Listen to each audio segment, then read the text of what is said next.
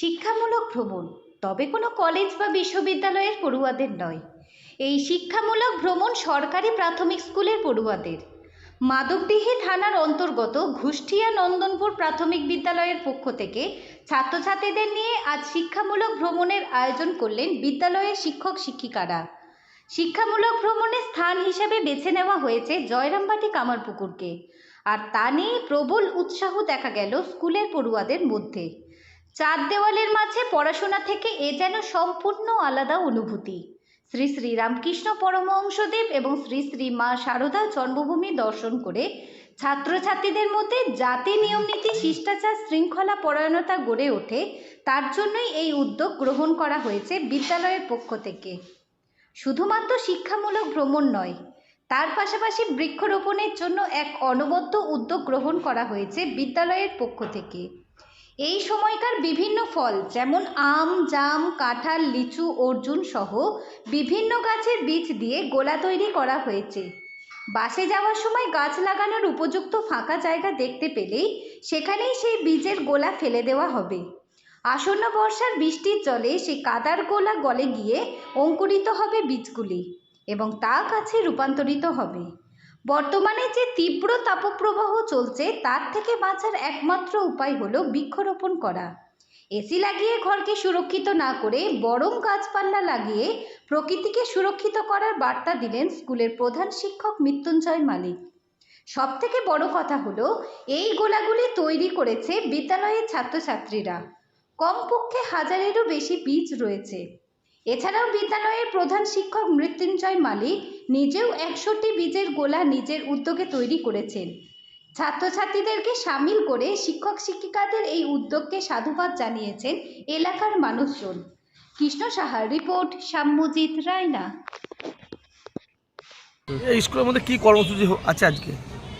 আজকে আমাদের শিক্ষামূলক একটা ভ্রমণের উদ্দেশ্যে আমরা ছাত্রছাত্রীদের নিয়ে যাচ্ছি। কোথা থেকে নিয়ে যাচ্ছেন, কোন স্কুল থেকে যাচ্ছেন? আমরা মাধবদী থানার অন্তর্গত রায়নাপুর চক্রের ঘুষ্টিয়া নন্দনপুর প্রাথমিক বিদ্যালয় থেকে আমরা নিয়ে যাচ্ছি। আজকে একটা শিক্ষামূলক ভ্রমণ উদ্দেশ্যে আমরা কামারপুকুর জয়রামবাটি যাচ্ছি, যেখানে ছেলেরা শিখবে ন্যায়, নীতি, শিষ্টাচার, শৃঙ্খলা পরায়ণ, এটা শিখবে। তার সাথে সাথে আমরা যেটা করছি আজকে, যে প্রতিটা ছাত্রছাত্রী এখনকার যে সিজন, যে ফলের বীজ আম, জাম, কাঁঠাল, তেঁতুল, অর্জুন, এই ধরনের বীজের আমরা ছাত্রছাত্রীদের গোলা তৈরি করেছি। মানে গোল করে বীজগুলো মাটি দিয়ে গোলাকার আকৃতি একটা গোলা তৈরি করেছি। সেই গোলাগুলো সঙ্গে নিয়ে যাবে ছাত্রছাত্রীরা, এবং আমরা যখন এই যাত্রা শুরু করব, তার যে বিভিন্ন প্রান্ত ফাঁকা জায়গাগুলো পাবো, যেগুলো গাছ লাগাবার উপযুক্ত জায়গা, সেই জায়গাগুলোতে ওই গোলাগুলোকে ফেলা হবে। এবং আগামী যে বর্ষা আসছে, সেই বর্ষার জলে ওই কাদার ঢেলা আস্তে আস্তে গলবে, সেখান থেকে অঙ্কুরিত হবে চারা গাছ। আমাদের যে গ্রীষ্মের দাবদাহ চলছে, এর থেকে বাঁচার একটি উপায় হচ্ছে প্রচুর পরিমাণে বৃক্ষরোপণ করা।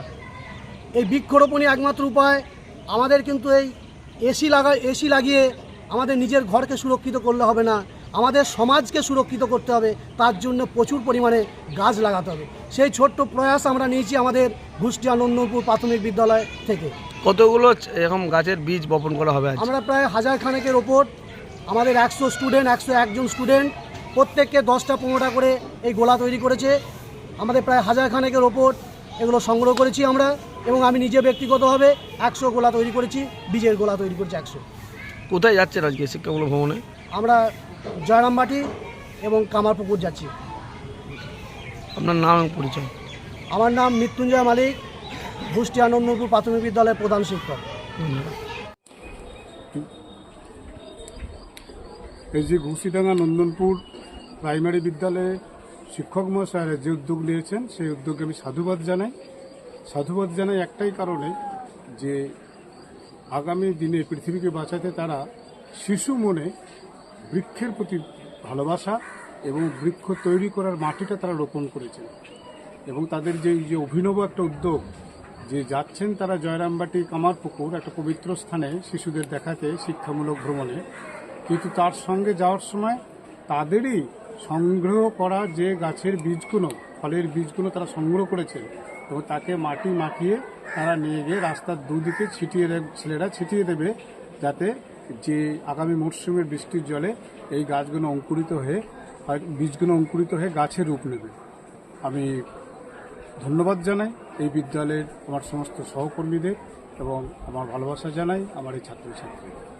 Bengal Fifth Hospital, the first fully NABH accredited multi-speciality corporate hospital with affordable and quality healthcare services. Have faith, Bengal Faith.